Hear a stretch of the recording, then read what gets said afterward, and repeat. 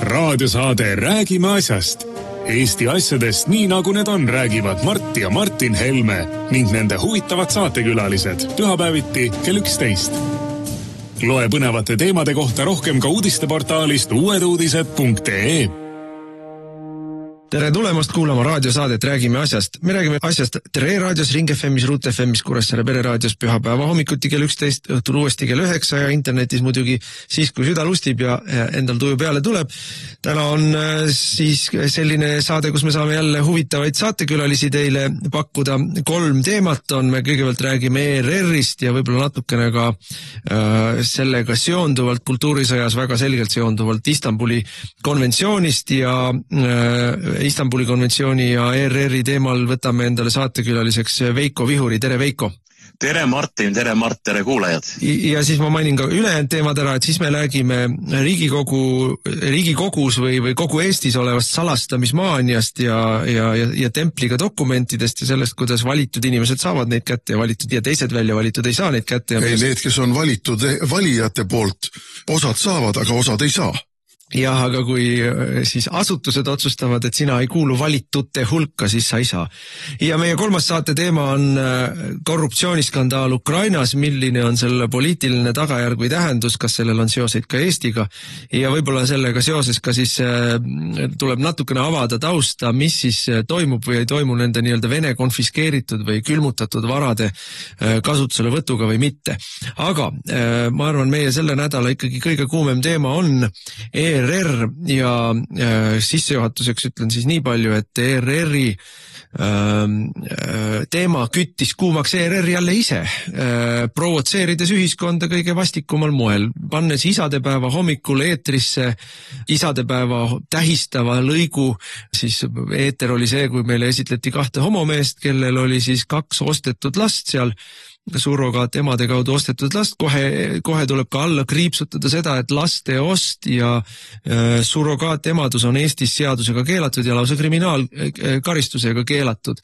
Ja see on nüüd järgmine sammukene või järgmine siis provokatsioon võrreldes sellega, mis meil oli uusaasta õhtul või vana-aasta õhtul täpsemalt siis, kui näidati meile drag show'd või siis transvestiitide show'd ka peresõbralikul ajal, ehk siis lapsed ei olnud veel magama läinud, loobiti seal väikseid beebisid vastu põrandat ja näidati suguteid ja kõike mida kõike. Aga nüüd seda kõik räigust ei olnud, räige oli selle asja sisu. Ja Eesti Konservatiivne Rahvaerakond esitas selle peale Riigikogus eelnõu, millega saadetaks ERR organisatsioonina, meediamajana üldse laiali, erastatakse kanalit, sest et ETV on kahtlemata populaarne ja kindlasti väärt kaubamärk, kindlasti leidub sellele ostja, küllap populaarsed saatedki nagu Prillitoos, Maahommik või Õnne 13 ka jätkuksid, lihtsalt edaspidi maksaksid selle kinni reklaami ostjad, mitte enam maksumaksjad. Nii et see on meie siis selline skeem ja see, mis nüüd siis järgnenud on paari päeva jooksul, on liberaalse leeri ja vasakäärmuslaste absoluutne hüsteeria ja reaktsioon on mu meelest väga hästi kirjeldab seda, miks on vaja ERR kinni panna. Aga Veiko, sina oled ka meil kultuurisõjas kaeviku kaaslane olnud juba aastaid või kui mitte öelda aastakümneid, tabad ära ka minu meelest une pealt, mis on probleemi tuum. Ja äkki ütled, aitad ka siis kuulajatel seda tuuma lahti mõtestada, sest et meil vastasleer üritab siin jälle oma kõige tavapärasemate ja kulunumate ja sisutühjemate loosungitega, et mis teil armastuse vastu on ja miks te topite oma nina teiste inimeste magamistuppa ja miks te tahate tsensuuri, et sellised minu meelest täiesti mitte veenvad argumendid, aga asja tuum on mujal. Veiko, mis sinu arvates? Jaa, ma just nendele demagoogilistele argumentidele olengi mõelnud nende päevade jooksul, et kuidas siis vastata ja ma arvan, et me peamegi omalt poolt tegema selgeks, et millest me üldse räägime, mis on asja tuum. Praegu ei ole ühiskondliku arutelu aluseks mitte see küsimus, et kas 2 inimest tohivad teineteist armastada. Sest kui seda meile öeldakse, et siis tegemist on puhtakujulise manipulatsiooni ja demagoogiaga ja see tulebki selgelt välja öelda.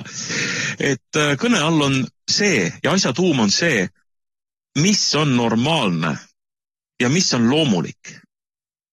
Ja mis tuleneb meie ühiskonna aluseks olevast moraali ja väärtussüsteemist. Me peame keskenduma sellele.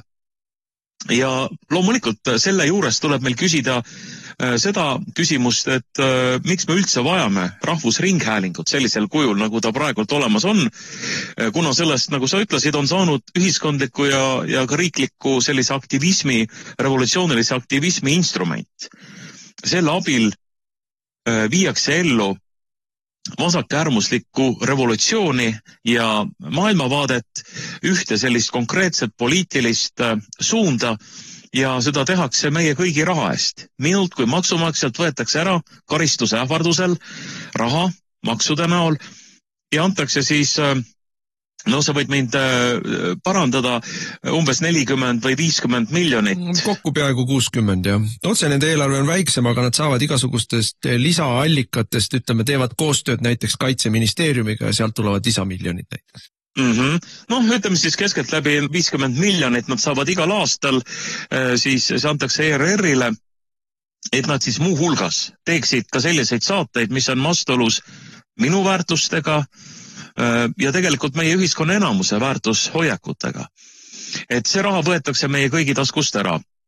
Ja ma leian, et meie kodanikena me ei pea taluma sellist olukorda, et riiklik meedia toob meile kätte neid erineva propagandistliku sisuga või ka traditsioonilisi väärtusi otseselt maha tegevaid ja mõnitavaid saateid ja kui nüüd keegi tuleb ja ütleb, et aga mis te vaatate siis neid, et ärge vaadake, siis mina vastaksin selle peale aga vabandust, et minu raha võetakse ju ikkagi ära selleks.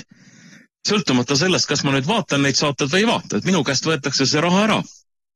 Nii et ei, see ei ole nii, et meie kui konservatiivid nüüd tahame kangesti kõikidele inimestele ette kirjutada, et kuidas nad peavad elama ja topime nii-öelda oma nina teiste inimeste asjadesse. Vastupidi, meie raha võetakse meilt ära meie väärtuste ümberkujundamiseks ja tullakse siis homopropagandaga meie kodudesse. Ja tullakse mitte ainult meie kodudesse, nii nagu see ETV saade, siis pühapäeva hommikul, hommikanuga või mis selle saate nimi on, aga tullakse ju ka meie laste kooliõpikutesse, tullakse ka klassiruumidesse seletama, lahti rääkima neid nii-öelda uusi väärtusi.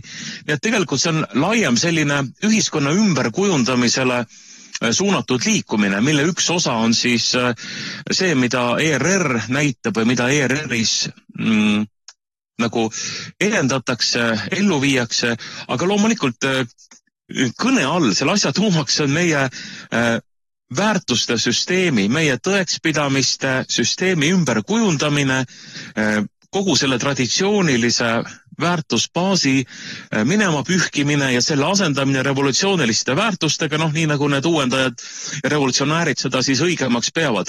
See on selle kultuurisõja ja selles mõttes on ta tõesti kultuurisõda, mõeldes sellele, et kultuur pigemini siin selles tähenduses tähendab ühiskonda, see on sellise ühiskondlik kultuurilise sõja tuum, mille üks lahing nüüd jällegi siin maha peetud on saanud ja me oleme siis ka näinud, et kust kaevikutest ja kust rindejoonelt mismoodi tulistatakse. Ma tahtsin seda veel öelda, et kusjuures need nii-öelda uusväärtused, need on ikkagi äärmiselt võikad, ebaloomulikult, ikkagi need on minu meelest siuksed saatanlikult võikad, et kui me räägime sellest laste ostust, mis asja kujutab endast siis surrogaatemadus, raha eest ostetakse ühelt naiselt munarakk, teise naiselt üsa ja siis see naine kannab teda 9 kuud, ei esimene ega teine naine ei näe kunagi oma last, pärast sündi võetakse talt see ära, laps ei näe kunagi oma ema, sellel lapsel tegelikult on ka küsimus, et kes siis see õige või päris ema on ja see on inimkaubandus ja see on moodsa ja orjakaubandus, aga Mart tahtis ka siin lisada.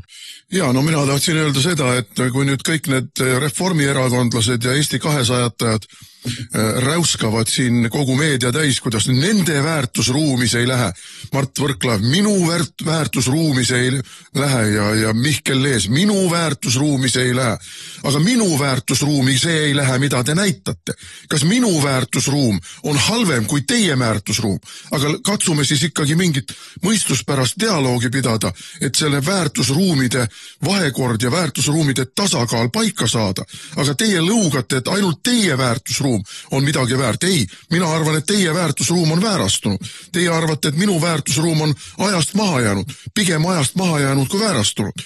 Ja ma ütleks muidugi ka niimoodi, et mind isiklikult, sõna otseses mõttes isiklikult, isana, vanaisana, 6 last üles kasvatanud korralikeks inimesteks, 9 lapselast, kellest ka osa on juba oma käe peal ja korralike inimestena teevad ja toimetavad, üles kasvatanud inimesena, et mingisugune homopaar ostetud lastega, kellel on, nagu kroonikas on siin mõned aastad tagasi ilmunud neist ju ilus nõretav, pisaratest nõretav lugu, kuidas lastel on hiinlannast kasvataja, et lapsed õpiksid maast madalast selgeks hiina keele, et nad aitaksid sellel homopaaril nende Hiina äri ajada, kui nad kunagi kaela kandma hakkavad. Et no, see on nüüd see, mis on nagu see väärtusruumi kvintessents, aga mitte see, et meil on tublid isad, tublid emad, tublid traditsioonilised perekonnad, kus tegelikult Eesti rahvast ja tegelikult ühiskonda püsti hoidvat väärtusruumi hoitakse ja arendatakse ja propageeritakse, kui soovite ka. Et ma isiklikult olen solvunud, et nende tublide isade asemel, kes oma lapsi kasvatavad, topitakse meile kedagi, kes on endale lapsed ostnud ja kes tegelikult tegelevad Eestis illegaalse inimkaubandusega. Paar asja siia, Veiko Kojan on sulle ka sõna, aga paar asja ütlen, et mind hämmastab see, et me võime isiklikust mõõtmest rääkida, mind ka isiklikult solvab see, et isade päeval demonstreeritakse mulle nii-öelda mingit väärastumist, normaliseeritakse väärastumist, aga eriti hästi on mõistetav see, millest nad üldse aru ei saa, millest meie nii-öelda vastaspool need maailma või Eesti äärmuslikud või radikaalsed ümberkorraldajad, uute väärtuste kehtestajad, nagu kuidas nende peas asjad liiguvad. Toomas Uibo, Eesti ka läbikukkunud partei Eesti 200, 0, midagi on protsent neil, eks ole.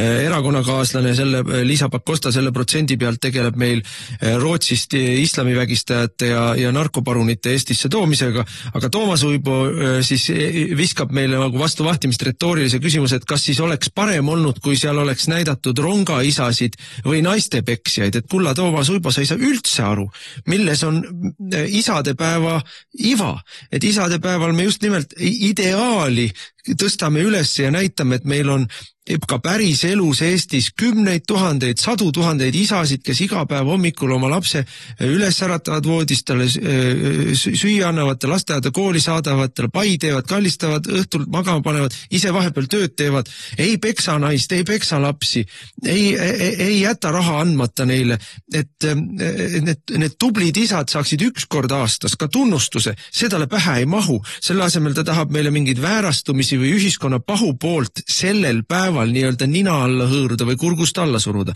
Ja teine inimene, kes mind eriliselt vihastas, oli Heidi Purga, kes siis, kui oli Eesti Rahvamuuseumis siis valge tüdruk või kuidas see asi oli, tegi ka ikkagi täiesti seestunud pornoshow'd kultuuri nime all, siis Heidi Purga ajas rinnapuhevile Riigikogu puldist ja teatas, seni kuni mina olen minister, mina ei sekku kultuuriasutuste sisusse. Ja nüüd, kui Veidemann, kes on vana kommunist ja igavene sült, selgrootu sült, kogemata esimese hooga ähmi täis peaga ütles, et oi, et see asi ei sobinud ka, et me isadepäeval näitame lasteostuga tegelevat homopaari, siis teatas Heidi Purga, et nii ei saa, et siin tuleb sekkuda ja siin peab ikkagi seletuskirja kirjutama, mis asi siin toimub, et siis, kui on vaja edendada väärastumist, siis ta ütleb, et ma ei saa sekkuda, mul ei ole võimalik, et siin on loominguline vabadus ja siin on ikkagi professionaalsed inimesed ise peavad teadma, mis on õige ja mis on vale ja meil on siin ikkagi vabas ühiskonnas, õigusriigis, mina ei saa küll midagi teha. Aga kui tema maailmavaatega vastuoluline piiksatus tuleb, mitte tegevus, Veidemann ei teinud midagi, vastupidi, ta lasi teha seda, mis tehti. Aga siis pärast ütles, et mulle endale ka ei meeldinud.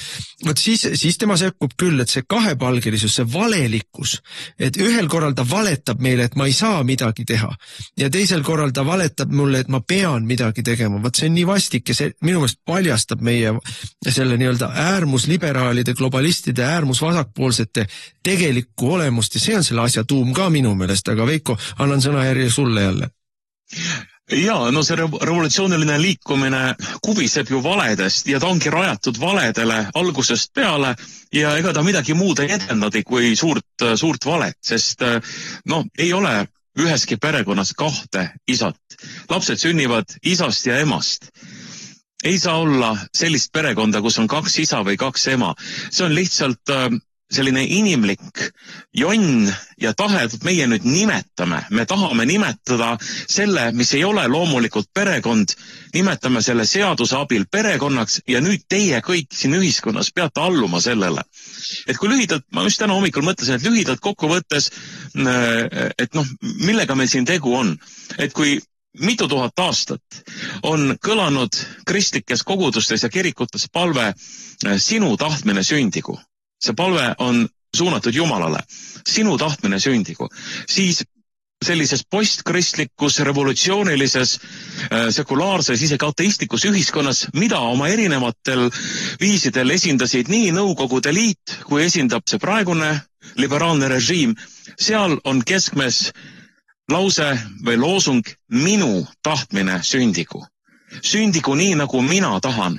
Minu tahtmise järgi peab keerlema kogu see maailm minu ümber ja kogu see liberaalne leer loomulikult ta tõstabki kisa siis, kui keegi julgeb veel meenutada, et on olemas mingisugused ajatud või kõrgemad väärtused, mille alusel on meie ühiskond elanud aastasadu või isegi aastatuhandeid, kui me räägime suurest euroopalikust või õhtumaisest Kreeka-Rooma tsivilisatsioonist, 3 keskusest, Jeruusalemm, Ateena, Rooma, et kui me sellest räägime, siis seal need väärtused on kestnud ja põlvest põlve edasi antud aastatuhandeid ja nüüd me räägime mingisugusest, Eesti mõistes siis viimase paari aasta arengust, mida justkui enam ei tohi ümber vaadata või isegi mingi diskussioon ei tohi enam sellel teemal olla.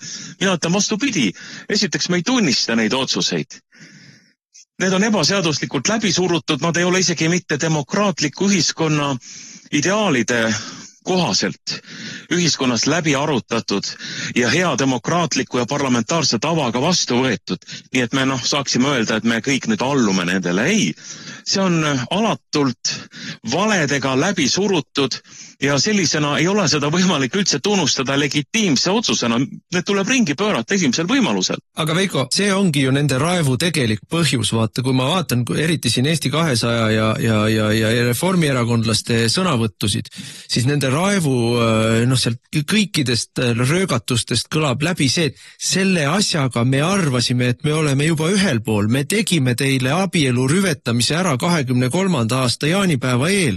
Me ütlesime teile siis, teema lõpetatud, liigume edasi laste transsoolisustamise juurde, liigume edasi laste ostumüügi juurde, liigume edasi.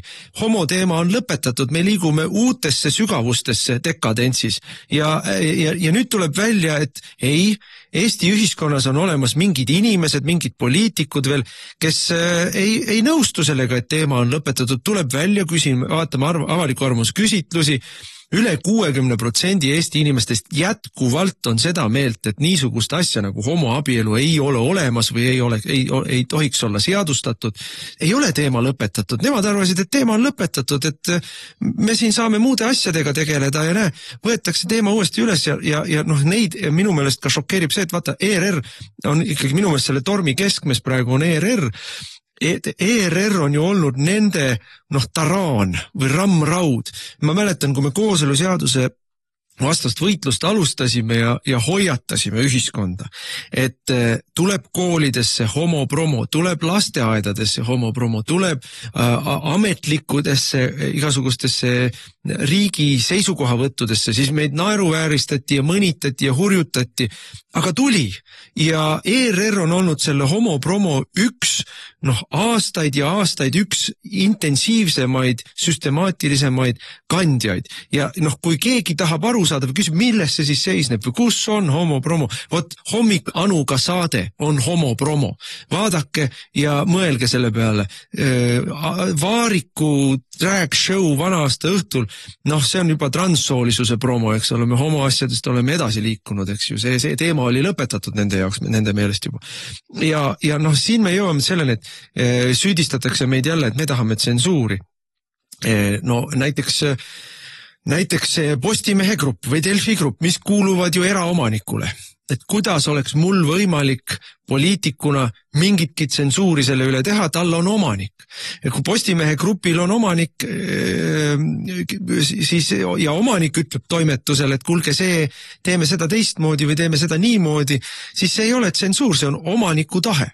Ja keegi ei kobise seal. Ja kui kobiseb, siis mine tööturule uusi väljakutseid otsima. See ei ole tsensuur, see on omaniku tahe toimetuse poliitikat kehtestada. Nüüd ERR-il on ka omanik. Et avalik õiguslik ei tähenda seda, et sul üldse omanikku ei ole. Omanik on Eesti rahvas, kes teda ka üleval peab muide. Ja omaniku tahet väljendab muidugi parlament, Eesti rahva tahet, kui meil e-valimised teema jätame praegu kõrvale, et me ei saa täna kindlalt väita, et parlament on rahva tahtele vastav ja see parlament paneb paika nõukogu paneb paika juhatus paneb paika toimetuste juhid. Ja nüüd hakkab ahel tagurpidi käima. Kõik ajakirjanikud ERR-is kujutavad ette, et ei toimetuse juht, ega juhatus, ega ammugi mitte nõukogu, ega iialgi mitte parlamendi liikmed või isegi mitte avalikkus üleüldiselt ei tohi neile midagi öelda. Nemad teevad, mis nad tahavad, neil on toimetuslik vabadus ja ärgu keegi unistagugi, et võib neile öelda, et see ei sobi või tehke midagi nii või teistmoodi. Meie asi, avalikkuse asi, parlamendi asi, nõukogu asi on neile raha ette kühveldada. Ja see on parandamatu hoiak. Ma nägin seda 4 aastat ERR-i nõukogus istudes, ma olen seda näinud pärast jätkuvalt. See on parandamatu hoiak, seda ei ole võimalik muuta. Seda on võimalik ainult laiali saata. Jaa, praegu on ju midagi öelnud ja arvanud ERR-i nõukogu esimees Rein Veidemann, tõepoolest vana kommunist ja tuttav tegelane juba ammustest aegadest. Ja nüüd kes nõuavad tema tagasiastumist, tema ära minemist? Mine ära, vana mees, mine minema. Kes nad hüüavad? Kes nõuavad tsensuuri praegu? Et korraga Rein Veidemanni arvamus ei loe. Siis, kui Veidemann kaitses seda Madame Vaariku kabareed ja seda drag show'd vana-aasta õhtul ETV ekraanil, siis ta veel tegelikult kaitses ERR-i nii-öelda konservatiivide kriitika eest. Nüüd ilmselt tema väärtusmaailm kirgastus talle, ta sai ikkagi aru, et nüüd on nagu mingis mõttes üle piiri mindud ja nüüd tema suu sulgemist nõuavad kogu liberaalne avangard kuni peaminister Michalini välja. Ei ole see mingit tsensuuri, inimest vaigistatakse, tal ei lubata oma arvamust väljendada, teda hurjutatakse selle eest, teda diskrimineeritakse ealiselt, öeldes, et vana mees, mine minema siit. Nii et tegelikult see on jällegi üdini silmakirjalik, nagu me alati peame tõdema, kui me räägime nii-öelda liberaalide raebust, et see, mis neid raevu ajab, on see, et nad ei saa oma tahtmist. Et on kuskil ikkagi keegi, kes takistab neid, kes torkab kaika kodaratesse, et nende vankrikene ei veere nii hästi, kui peaks. Et nemad arvasid, et oleme juba nii kaugel, aga nüüd tuleb välja, et mingid pidurid on peal kuskil, ei ole nii kaugel. Ma tooksin võib-olla ka selle paralleeli veel, kui lubad, et 1940 aastal toimus Eestis nii-öelda jutumärkides sotsialistlik revolutsioon. Ja vot siis arvati ka, et tagasipöördumist enam kodanlikku Eestisse ei ole. Et kõik asi on ära tehtud. Rahvas on niimoodi otsustanud, oleme vennalik liidu vabariik, Nõukogude Liidu suurte rahvaste peres. Ja ometi keerati see asi tagasi, see asi lagunes ära. Ja selle praeguse revolutsiooniga on täpselt samamoodi. Nad arvavad, et keegi ei suuda neid pidurdada. Et nad marsivad võidult võidule üha uute eesmärkide poole. Nemad dikteerivad, mis on ühiskondlik agenda. Nad panevad paika kõik meie nii-öelda väärtushinnangud, euroopaliku väärtusruumi, nagu nad ütlevad. Aga ühel päeval, ja ma arvan, et see päev ei ole tegelikult sugugi kaugel, kindlasti mitte 50 aasta kaugusel. See on palju lähemal, variseb see asi kokku ja normaalsus taastatakse. Ja meie ülesanne kui konservatiivide ülesanne on tegelikult kogu aeg meenutada ühiskonnale ja inimestele. Esiteks anda lootust, et see ei ole tehtud asi. Et on need, kes teavad, mis on õige, mis on tõene, mis on vale ja kes suudavad seda öelda. Ja teiseks, meie ülesanne on hoida seda ollagi siin selline liivaterakene või väikene kivikene selle masinavärgi hammasrataste vahel, et mitte lasta sellel edasi rullida.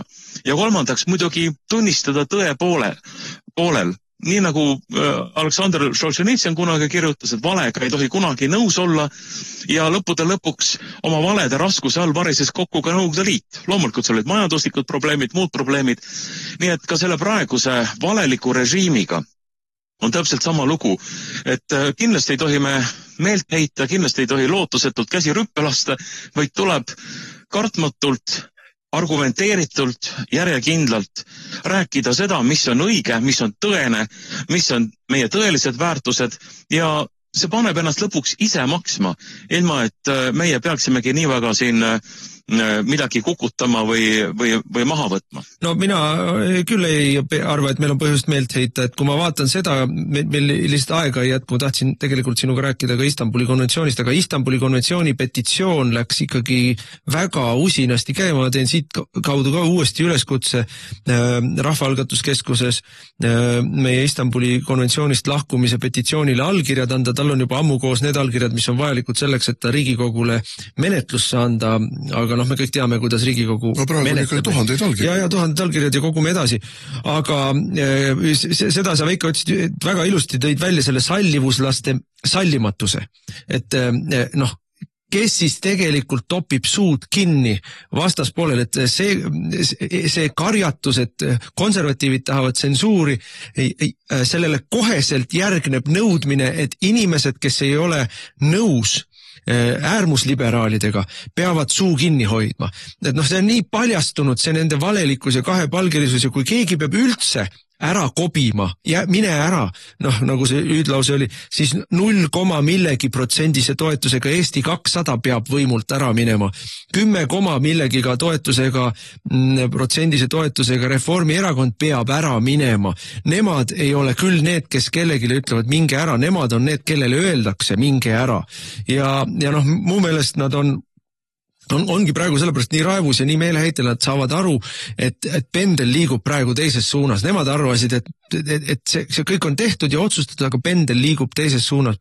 Ja keegi teine siin seda asja ei aja peale EKRE, et kui keegi tahab nii-öelda Eesti uuesti normaalsuses tagasi pöörata, siis on ainult muidugi EKRE, sest et kui me vaatame siin Riina Solmani või ka mingite teiste näiteks isamaalaste hüüatusi nii Istanbuli konventsiooni kui ERR-i teemal, siis nemad näpu otsaga ei puuduta seda revolutsioonilist ideoloogilist rammrauda nimega ERR, nemad näpu otsaga ei puuduta Istanbuli konventsiooni.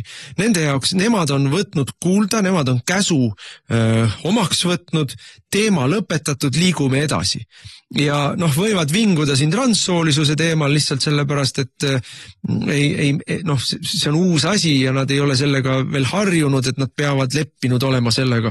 Aga vanu asju nemad torkida ei taha. Erinevalt EKRE-st, kes ütleb selge sõnaga välja, nii nagu me tühistame automaksu, tühistame me ka homoabielu, tühistame Istanbuli konventsiooni ja erastame ERR-i.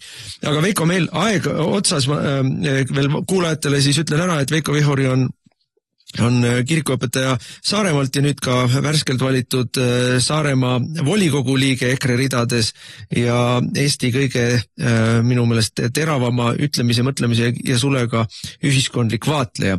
Jõudu sulle Saaremaal! Ja, aitäh saatesse kutsumast ja jõudu teile ka! Raadiosaade Räägime asjast. Eesti asjadest nii nagu need on, räägivad Mart ja Martin Helme ning nende huvitavad saatekülalised pühapäeviti kell 11. Loe põnevate teemade kohta rohkem ka uudisteportaalist uueduudised.ee. Jätkame saadet nüüd juba stuudios kahekesi, Mart Helme ja mina, Martin Helme, ja räägime salastamismaaniast. Ma siin võib-olla taustaks paar asja, et me vist eelmises saates rääkisime sellest, et kui meil Pakosta 0,millegise% partei justiitsminister tuli Riigikogu ette ja tutvustas Rootsi vangide, Rootsist pärit islamistide Tartu vanglasse toomist, siis ta, ma ei tea, kas rumalusest või ülbusest või mis need iganes põhjused tal oli, hakkas rääkima sellest, et kaitsepolitsei on teinud ohuhinnangu sel teemal ja see ohuhinnang, et tema ei saa meile öelda, see on salajane dokument, tema ei saa öelda täpselt, mis seal on, aga nagu te väga hästi teate, siis nii on, eks ole. Ja selle peale läks seal Riigikogu saalis suhteliselt mürgliks, sest et Riigikogul polnud õrna aimugi Riigikogu saadikutel, et kaitsepolitsei on teinud mingi ohuhinnangu, seda ohuhinnangut ei olnud Riigikogule öeldud, et on tehtud, ei olnud ka Riigikogule saadetud ja Riigikogu liikmed ei ole sellega saanud tutvuda. Ja see diskussioon tekkis sellest, et aga kuidas me saame siis arutada ja kuidas me saame hinnanguid anda asjale ja heaks kiita asja, mille puhul me ei tea kaitsepolitsei ohuhinnangut. Ja selle peale ütles, te kõik saate selle kätte. No siis tuli välja, et ei saa. Et see on, Riigikogus on küll olemas selline komisjon nagu JAIK ehk julgeolekuasutuste järelevalvekomisjon, rahvakeeli nimetatud kapo komisjon. Aga ta tegeleb ka välisluure ja sõjaväeluure ja tegelikult kripo ja prokuratuuri asjadega. Ehk siis tsiviiljärelevalvekomisjon. Meil peaks sellel statuudi järgi, seaduse järgi on sellel komisjonil õigus kõik välja nõuda, mis ta tahab. Aga komisjoni juhiks on meil loomulikult alati reformierakondlane, vanasti oli Jürgen Ligi, nüüd on Maris Lauri. No rahapesu asjadel tuleb hoida silm peal, et keegi liiga palju huvi ei tunneks. Ja Maris Lauri loomulikult ei anna kellelegi mingeid dokumente, korduvalt on juhtunud seda, et meil on küll alaline esindaja seal komisjonis, aga me saame, alati fraktsioon saab saata asenduse ja me oleme paaril korral saatnud Varro Vooglaiu ja Varrot ei lasta isegi komisjoni uksest sisse, teatades talle, et tal puudub teadmisvajadus. Temal puudub Riigikogu liikmele teadmisvajadus ühe või teise salajase asjaga tutvuda. See on räige töö ja kodukorra rikkumine, töö ja kodukorra rikkumine. No lihtsalt toore panemine. Esiteks meil on seadusest tulenevalt õigus tutvuda riigisaladusega. Et kõikide riigisaladuse asjadega see ei ole niimoodi, et julgeolekuasutuskomisjon otsustab, kas me tohime tutvuda või kapo otsustab, kas me tohime tutvuda. Et nüüd selle sama Rootsi ohuhinnanguga oli niimoodi, et me siis kirjutasime, et selline ohuhinnang on olemas, me teame, et on olemas, minister ise lobises välja, et on olemas, me soovime tutvuda, selle peale Maris Lauri teatas, et me peame kapolt luba küsima, kas me saame, sest et kapo on selle dokumendi autor ja tema otsustab, kes saab, kes ei saa. Ehk siis organisatsioon, kes teostab kapo üle tsiviilkontrolli, ehk Riigikogu. Ehk järelevalvet, eks ju? Peab küsima kapolt luba, kas ta tohib tutvuda või ei tohi. Ja siin väike täpsustus, et see riigisaladusega tutvumine ei laiene nii-öelda NATO saladustele. Selleks on tarvis eraldi käia läbi taustakontrollidest ja lastakse sind täiesti ihualasti kõikvõimalikest röntgenitest läbi. Uuritakse, kuidas sinu rahaline seis on, kellega sa oled mingites rahalistes suhetes olnud ja kellega sa helistad ja kellega sa suhtled, kes on sinu sõbrad, sugulased ja ärikaaslased, kui sul on mingid ärid. Et ühesõnaga, inimene võetakse täiesti pulkadeks lahti, kogu tema eraelu ja kogu tema ühiskondlik elu. Ja kui siis leitakse suuremeelselt, et ei, võib küll, siis antakse sulle ka see kapo või tähendab NATO saladusega tutvumise luba. Et see on eraldi protseduur, aga Eesti riigi asjades ja Eesti ametkondade vahelist igasugust kirjavahetust ja analüüse, selle saamiseks on eranditult kõigil Riigikogu liikmetel nende seisundist tulenev õigus. Ja teine näide. Ja siis alandliku ja armulise palumise peale antigi luba seda paberit näha. Osad meie fraktsiooni liikmed on seda juba lugenud ja ütlevad, et pilt on hirmus, et ohuhinnang on selline, et ükski terve mõistusega inimene neid Rootsi vange siia Eestisse tuua ei tahaks ega tohiks. Mina seda lugenud veel ei ole ja isegi kui lugenud olen, siis tean, et ma ju ei tohi sellest detailselt rääkida, sellepärast et siis ma saan kriminaalkaristuse riigisaladuse lekitamise eest. Aga teine näide on nüüd see, et meil oli esmaspäeval Riigikogus arupärimine siis selle Koruste drooniplahvatuse kohta, mis mäletate siin, kas oli augustis, eks ole, jah? 25. august. Kui ta kukkus meil seal Lõuna-Eesti Selva lähedal alla ja no siis Michal käis sel teemal vastamas. No vastused olid, kuidas selle kohta ütles, et kõik küsimused on vastatavad, kõik vastused on küsitavad, et vastused olid sellised, et Eesti riik teab, kust droon tuli, Eesti riik teab, ta ei startinud Eestist ja kust ta sisenes ja miks ta alla kukkus, aga kõik see on riigisaladus. Ja öeldi ka meile seda, et aga riigikaitsekomisjoni liikmed ja väliskomisjoni liikmed said ju selle raportiga tutvuda, kui nad käisid Kaitseministeeriumi tinakambris briefingul. Ja see ei ole tegelikult, see on tavapärane praktika, et riigikaitsekomisjon ja vahel ka mingid teised komisjonid käivad siis nendes nii-öelda turvaruumides mingit infot saamas, valitsuse liikmed samamoodi. Aga nüüd kui mina, kes ma ei ole ei ühes ega teises komisjonis, tahaksin seda näha siis jälle selle jaoks, et seda ja seal ei olnud minu meelest sellist kirjalikku raportit, vaid seal oli ülevaate tegemine, mis on natuke teine formaat.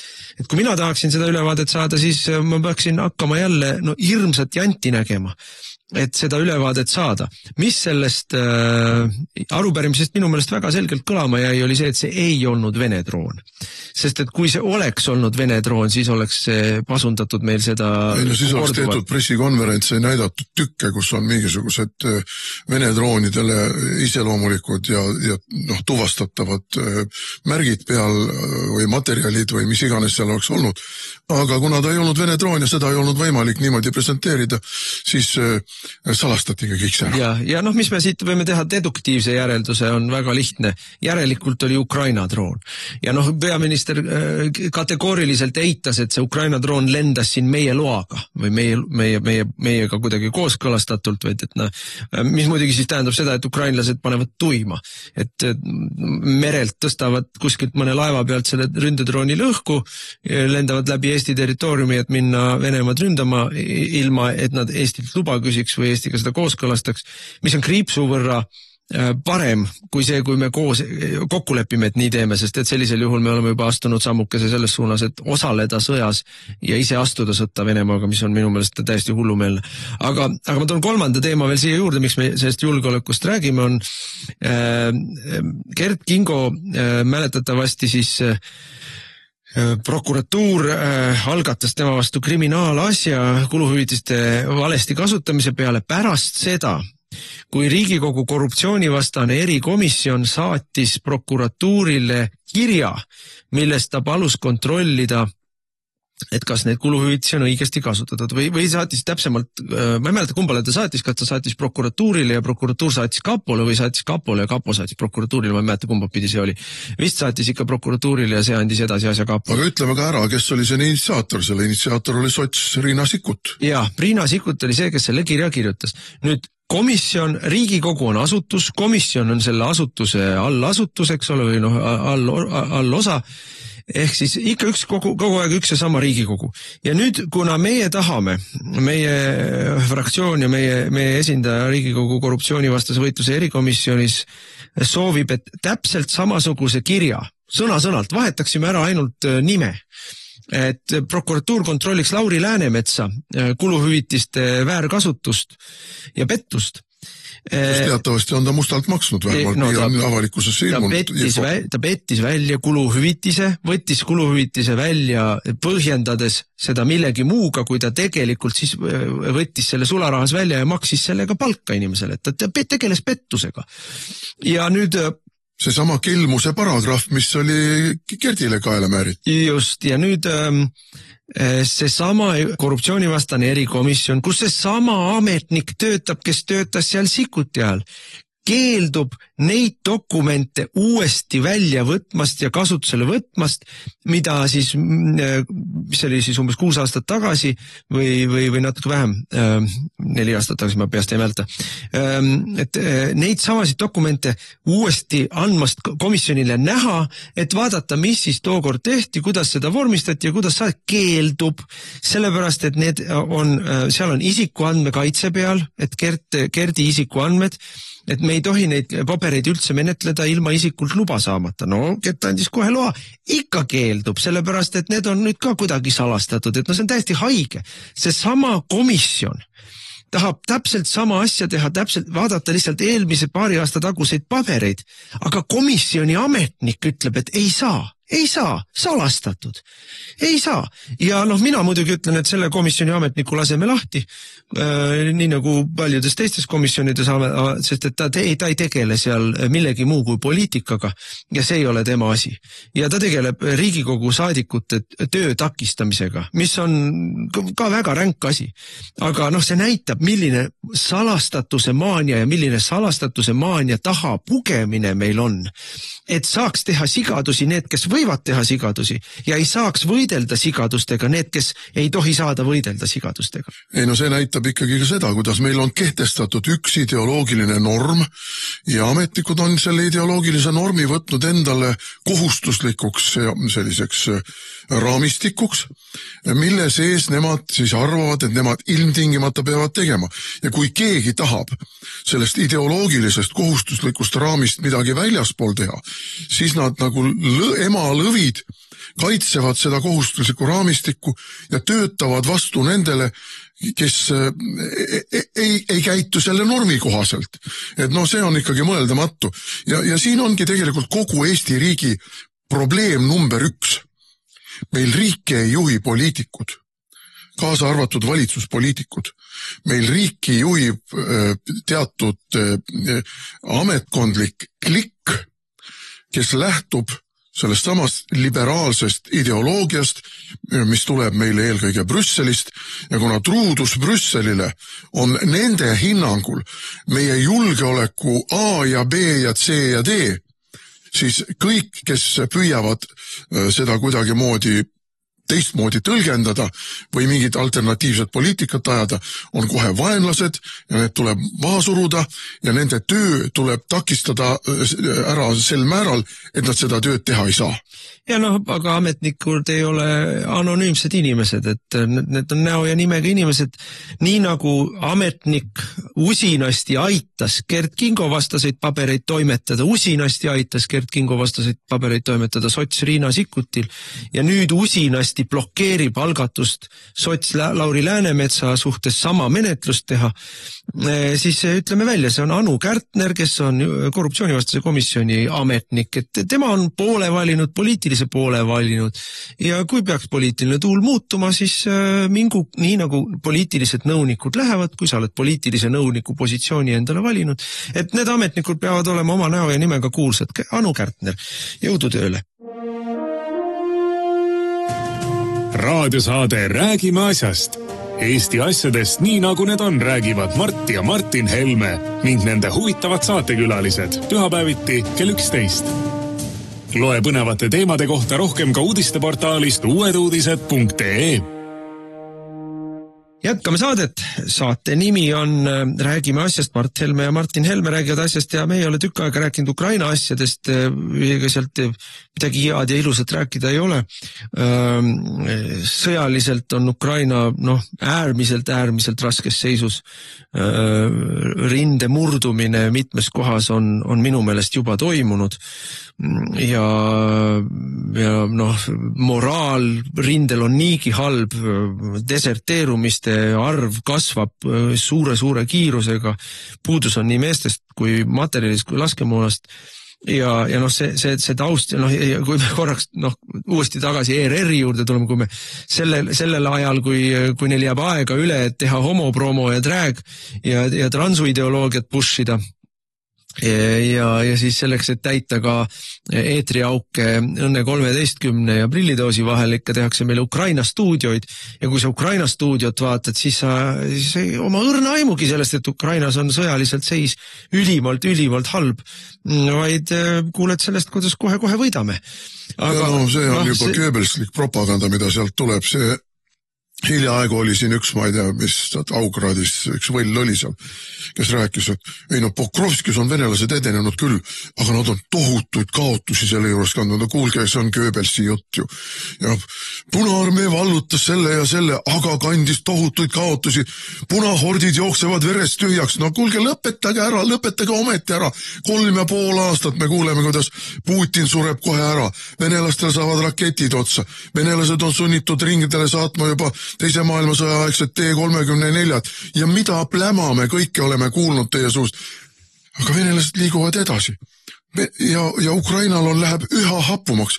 Praegu on ikkagi rindel seis ju selline, et venelased on läbimurde, no praegu küll lokaalsed läbimurded teinud Zaporožia suunal, see on siis lõunast.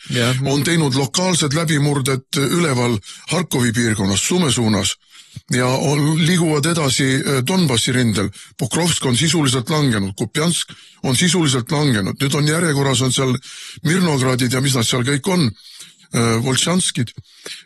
Ka nende langemine on tegelikult nädalate küsimus, võib-olla kuuaja küsimus, igatahes selle aasta numbri sees loeme me veel väikeses kirjas kusagile teksti sisse ära peidetult meie meedias, kuidas venelased on saavutanud teatud taktikalist edu. See ei ole taktikaline edu enam, see on juba strateegiline edu. Ja ega venelased ei varjagi. Nad ütlevad, et nad lähevadki lõunast ja põhjast ja võtavad kogu selle Donbassi ja selle põhirinde selja tagant kotti. No, ja sellega on sõja saatus otsustatud. No miks me sellest räägime? Mitte kindlasti, mitte sellepärast, et me kuidagi rõõmu tunneme või parastame. Aga silmi ei ole mõtet ju sulgeda. Endal ei ole mõtet valetada. Reaalsuses tuleb elada ja nüüd ja miks ma sellega siia saatesse sisse tõin oli see, et see on taustaks.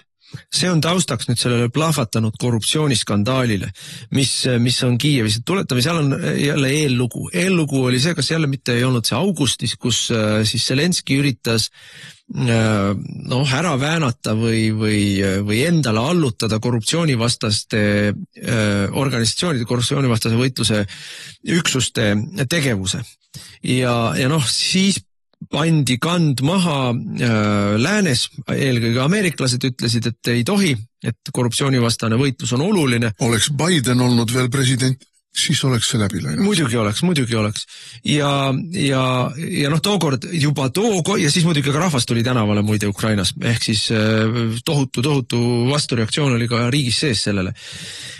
Ja tookord Zelenski andis järgi, tuletame meelde, mis oli tookord Zelenski siis selline nii-öelda propagandaofensiiv, et see on kõik Kremli libauudised, Kremli propaganda, mis üritab kloppida suureks korruptsiooniteemat Ukrainas, et vähendada siis inimeste usaldust valitsuse vastu ja õõnestada ühiskondlikku tugevust ja sidusust. See on kõik venelaste tehtud propaganda. Nüüd on tal täpselt sama jutt.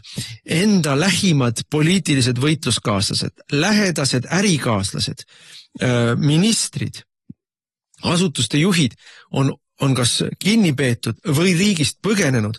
Korruptsioonisüüdistused on $100 miljonites, vähemalt $100 miljonit. Me näeme videoklippe sellest, kuidas mingisuguste ministrite eravilladest võetakse kilekottides, suurtes kottides raha ja nendel kottide sees on dollarid ja seal peal on templid Ameerika föderaalreservi või föderaalpanga mingite templitega. See on see Ameerika abi, mis on lihtsalt käruga veetud kuhugi villadesse Kiievi läheduses, mis on kõik Zelenski lähedased liitlased olnud. Ja mis siis Eesti propaganda ütleb? Lauselt, sõna-sõnalt, aga Zelenski ise on puhas kui prillikivi. Et need on hea tsaar tema ei ole süüdi selles, et pahad pojaarid on vargad ja närukaelud. Et kui ainult head saar teaks, millised pätid on tema pojaarid ja ministrid, ta lööks kohe korra majja. No ma ei tea, kellele seda muinasjuttu räägitakse. Minu meelest ei ole mitte ühelgi tervemõistusega inimesel ei saa kahtlust olla, et kogu režiim seal on üdini korrumpeerunud ja varastab ära tohutut raha, mida neile saadetakse läänest, varastab ära ka seda raha, mida nad koha peal kokku korjavad. Ja loomulikult ei ole võimalik niimoodi, et meil on president, kes on puhas kui prillikivi, aga näe juba tema lähimad ärikaaslased ja juba tema lähimad ministrid ja seal allpool olevad väiksemad jublakad vulgakesed, need varastasid sadades miljonites raha ära. Dollaritest me räägime, eurodest me räägime, mitte grivnadest. Et see ei ole võimalik. Ja see on äärmiselt plahvatusohtlik poliitiline olukord, et minu meelest Kiiev veereb uue Maidani suunas. No siin on praegu see ainult üks segment nendest abirahadest, see puudutab energeetikat eelkõige. Muide, tuletame meelde, et ka meie saatsime 2 Narva katelt, mille meie olime maha monteerinud Ukrainasse ja spetsialistid Eestis ütlesid eravestluses, ega meie inimesed on ju kõik ettevaatlikud, keegi ei taha ju saada Putini käsilase silti otsa ette, meie Martiniga oleme saanud, meil ei ole enam häbeda midagi. Meelis Kiili ja Alar Laneman said ka, Michal ikkagi sõimas neid inimesi, kes raporteerivad neid riigikaitsekomisjoni kaitseraport, mille kirjutajateks olid reformierakondlased Kiili ja Laneman, et selle raporti sõnum on Kremli propaganda. Aga ühesõnaga tagasi tulles nende katelde juurde, need katlad, need ei panda kunagi kuskile üles, neid ei ole võimalikki panna üles. Nad peaksid enne seda läbima mingisuguse tohutu kapitaalremondi ja sinna peaks mingisugused uued osad panema ja ma ei tea, mida tegema kõik. Transpordi ajal nad pidid olema ka nii õnnad, et nad sellist pikka transporti tõenäoliselt kahju kandmata ei ela üle. Ma ei ole spetsialist, ma lihtsalt räägin seda, mida ma olen kuulnud, aga ja siin on kahtlus. See oli üks osa rahapesuskeemidest. Jaa, minul hakkas kohe kelluke kõlisema, kui ma kuulsin, et see nii-öelda korruptsioon eelkõige keskendub Ukraina energiasektorile. No me kõik teame, et Eesti poliitiline eliit on ka tihedalt seotud Ukrainas äriajamisega. Pikalt juba, kes tegeleb seal kaubandusega ja kes tegeleb seal põllumajandusega, kes tegeleb energeetikaga ja ma ei tea mille kõigega. Ja mõni aasta tagasi ju siis valitsus otsustas või andis korralduse või suunise Eesti Energiale, et Eesti Energia peab andma oma osad Narva põlevkivikatlad siis Ukrainale abiks. See ei olnud väike raha. Ühe katla hind on üle 300 miljoni euro, 300 miljoni eurone nii-öelda kingitus oli see.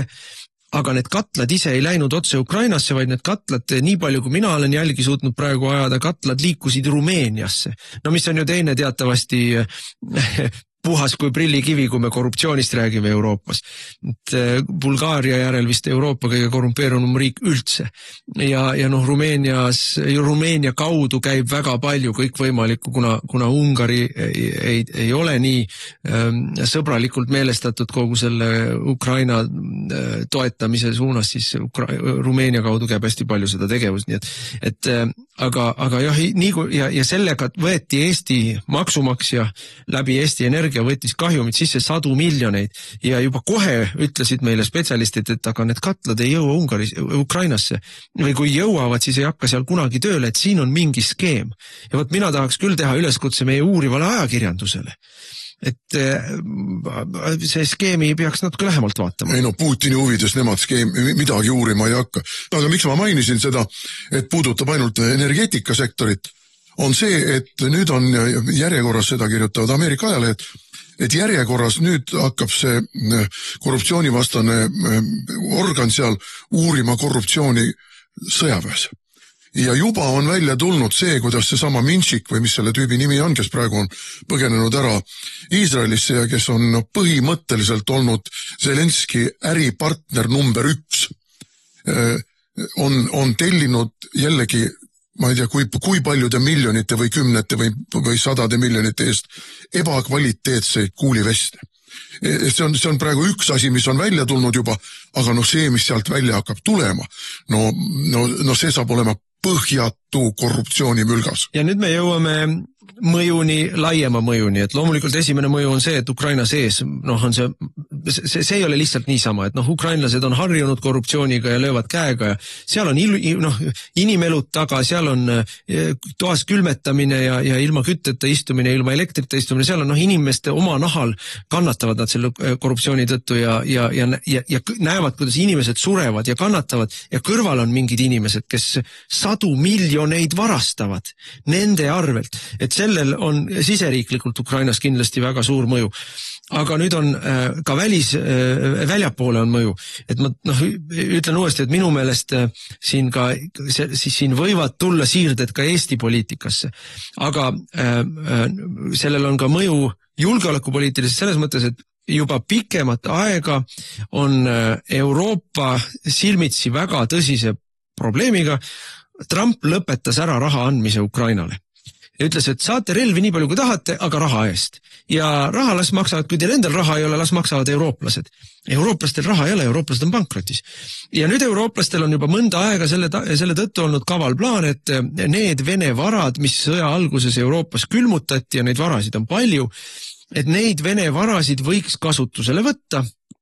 Mõtlevad seal välja ülimalt andekaid siis selliseid juriidilisi ja finantsilisi skeeme, kuidas seda teha niimoodi, et just kui pealt näha ei ole raha võetud, aga raha saab ära võtta. Sest et milles on probleem? Kahetahuline on see probleem. Esimene probleem on see, et venelased reageerivad sellele ilmselt väga-väga jõuriselt, et mitte ainult venelased, ma arvan, et siin on ka teised erinevad riigid, et kui eurooplased ületavad selle piiri, kus nad võtavad nii-öelda poliitilise otsusena, otsustavad eraomandi puutumatuse ära lõpetada ja hakkavad mitte Vene riigi varasid, vaid erinevaid Vene firmasid ja erinevate Vene kodanike varasid, mis on suured rahad, 140 miljardit, lihtsalt nii-öelda rekvireerima. Siis on Euroopal karistuseks hakatakse eurooplaste, Euroopa eraisikute, Euroopa pankade, Euroopa firmade varasid rekvireerima mujal maailmas. Mitte ainult Venemaal, rõhutame, mitte ainult Venemaal. Ehk siis see tulemuseks võib olla see, et kahju on suurem kui kasu. Ja teine, mis juhtub, ja see kahju on veel suurem, on kui ütleme, araablased, Araabia investorid, Hiina investorid, Ameerika investorid, kõik olulised suured finantskeskused näevad, et Euroopas poliitilise otsuse tagajärjel on võimalik hakata varasid lihtsalt rekvireerima, siis kapital põgeneb Euroopast. Kapital jookseb lihtsalt minema juba praegu, kapital põgeneb Euroopast rohepöörde tõttu, Saksa suured firmad panevad uksed kinni ja avavad tootmise kusagil mujal, Aasias või Aafrikas või Ladina-Ameerikas, aga siis põgeneb viimanegi kapital Euroopast ära. Inimesed võtavad ka oma arvetel oleva raha Euroopas pankadest ära, sest sa ei või kunagi teada, millal von der Leyenil läheb raha vaja mingiks järgmiseks asjaks. Ja sellises olukorras Euroopat tabab absoluutne finantskrah. Maksurahad kukuvad kokku, likviidsus kukub kokku, pangandus kukub kokku, kõik kukub kokku. Ja vot see on see, millest meile ei räägi Kristen Michal või Tsahkna, kui nad siin taavad vastu rindu. Agressorit tulebki karistada, agressorilt tulebki raha ära võtta. Mul ei ole kahju nendest venelastest või nende vene rahadest, aga üks samm tuleb edasi mõelda, mis siis juhtuma hakkab. Ja juhtuma hakkab absoluutne Euroopa finantskrah. Ja vot see on põhjus, miks belglased, laitmatud Euroopa-meelsed belglased on kanna maha pannud ja öelnud, et ei, seda raha ei saa niimoodi kasutusele võtta, ei saa, sest et meid tabab siis ennast krah. Belglased ei ole üksinda, aga ma lugesin ühte huvitavat artiklit maailma riikide ja piirkondade, kuidas ma ütlen siis, kaasaegse majanduse seisust ja seal on väga selge järeldus. Euroopa on omadega läbi. Euroopa on maha maganud innovatsiooni, samal ajal kui ameeriklased ja hiinlased on innovatsiooni panustanud tohutult ja teevad seda tohutu entusiasmiga. Euroopas on küll võib-olla ajusid piisavalt, aga entusiasmi ei ole. Ja poliitiline see niisugune raamistik on loodud täpselt nii nagu Nõukogude Liidus see ideoloogiline raamistik surub maha igasuguse innovatiivse mõtlemise ja tegutsemise võimaluse, sest igal pool on direktiiv ees. Ja Euroopa on omadega läbi. Euroopal, ma ei tea, võib-olla mingisuguse 50, 100, 150 aasta pärast on uuesti lootus, kui ta läbi kannatuste suudab püsima jääda. Aga praegu on selge, et maailmas on ka majanduslikus plaanis 2 suurriiki, need on Ameerika Ühendriigid ja Hiina. Ülejäänud sörgivad sabas. Euroopas on ainult 1 riik, mis on samuti panustanud, aga mille ressurss lihtsalt ei ole piisav, see on Inglismaa. Inglismaa on panustanud, Inglismaa püsib konkurentsis, Inglismaa on suutnud ka isegi panganduskeskusena püsima jääda veel ja ei ole ka kaasa läinud ju selle hullusega vaatamata sellele, et Inglismaa igati toetab seda ideed, et Euroopa läheks Vene varade kallale, aga ise nad püüavad oma käed puhtaks jätta selle juures, nagu nad ikka oskavad. Aga ma tahaks lõpetuseks tulla selle juurde, et vaadake, kallid raadiokuulajad, kui te siin kuulate, kuidas me räägime, kuidas sadu miljoneid varastatakse Ukrainas ära, siis mõelge selle peale, kui palju 100 miljoneid on selle 3,5 aasta jooksul Eesti Ukrainasse suunanud. Nii mingisuguse materiaalse abina kui ka puht finantsabina. Ja mis te arvate? Kelle kõhu kõrvalt see on võetud?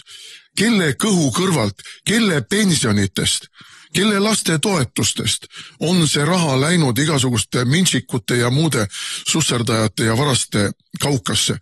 See on ka meie Eesti pensionäri, Eesti ema, Eesti lapse kõhu kõrvalt on läinud nende varga nägude kätte. Nii et me ei ole siin sugugi niimoodi, et no kui nad seal varastavad, las nad siis varastavad. Ei, ka meie raha on seal varastatud. Meie kõhu kõrvalt ukrainlastele saadetud raha on varastatud täpselt nii nagu Lehtme varastas teie raha. Täpselt nii varastasid need samad tüübid seal ka meie raha. Mitte ainult meie raha, aga ka meie raha. Ja tagasi tulles selle üleüldise sõjalise olukorra juurde ja finantsilise olukorra juurde, Ukrainal endal ei ole raha, et sõda jätkata, et järgmise aasta alguseks on neil riigieelarve täielikult ammendunud ja kui eurooplased või ameeriklased, ja ameeriklased on öelnud, et nemad raha juurde ei anna, kui eurooplased raha juurde ei anna, siis lõpeb see sõda igal juhul ära. Aga mina arvan, et nii kaua see asi seal nii-öelda vastu ka ei pea, et tegelikult nii sõjaliselt kui sisepoliitiliselt murdumine toimub ennem, kui raha otsa saab. Aga aeg sai otsa meil ja täname kõiki kuulamast, kuulake meid ikka jälle järgmisel nädalal. Raadiosaade Räägime asjast. Eesti asjadest nii nagu need on, räägivad Mart ja Martin Helme ning nende huvitavad saatekülalised pühapäeviti kell 11. Loe põnevate teemade kohta rohkem ka uudisteportaalist uueduudised.ee.